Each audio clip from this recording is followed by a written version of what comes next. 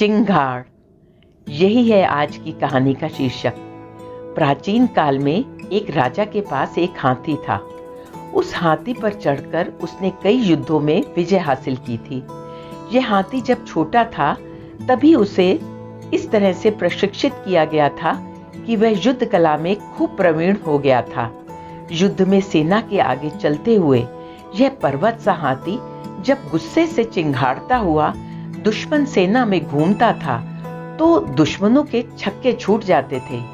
इस तरह इस बलवान हाथी की कीर्ति चारों दिशाओं में फैली हुई थी। धीरे धीरे समय के साथ वह हाथी वृद्धावस्था की ओर बढ़ने लगा। उसकी चमड़ी ढीली हो गई।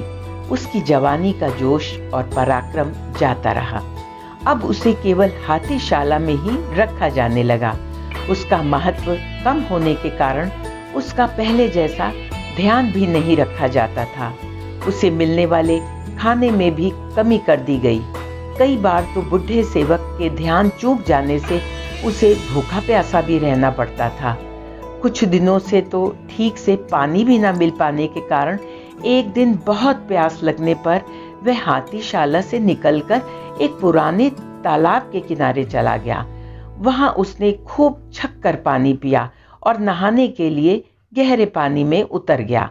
लेकिन तालाब में ज्यादा कीचड़ होने के कारण वह वृद्ध हाथी उसमें फंस गया।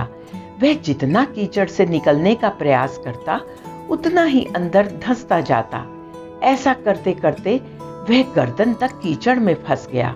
वहां आसपास के लोगों ने उस हाथी को पहचान कर उसका समाचार राजा तक पहुंचाया।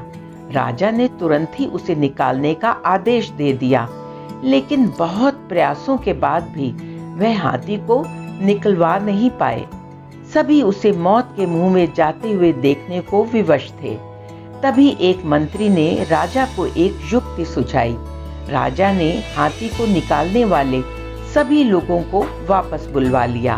अब सारे आदमियों को युद्ध सैनिकों की वेशभूषा पहनाई गई और वो सभी वाद्य यंत्र मंगवाए गए जो युद्ध के मौके पर काम में लाए जाते थे।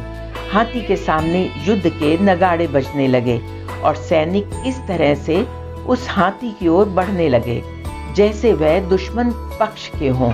यह दृश्य देखकर उस हाथी में गजब का जोश आ गया।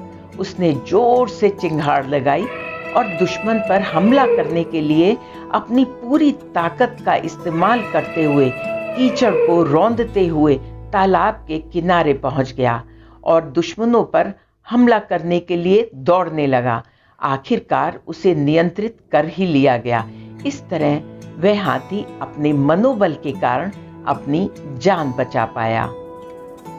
शिक्षा, दोस्तों, जिसका मनोबल जाग जाए तो वह कमजोर और असहाय होते हुए भी असंभव से दिखने वाले कार्य को भी कर दिखाते हैं।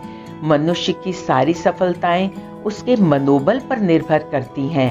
अपने प्रचंड मनोबल के दम पर वह हर लक्ष्य को प्राप्त कर सकता है। इसलिए हमें कभी अपना मनोबल कमजोर नहीं पड़ने देना चाहिए। हो सकता है कुछ असफलताएं मिलें, लेकिन हमें दुगने उत्साह के साथ वापस उठ खड़ा हो जाना चाहिए। तब आप देखेंगे कि आपकी कामयाबी खुद आपके पास लौट कर आएगी।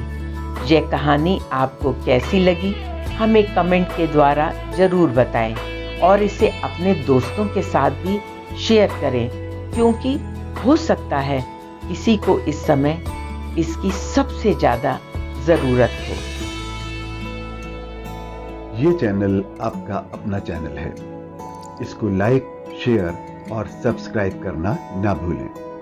धन्यवाद।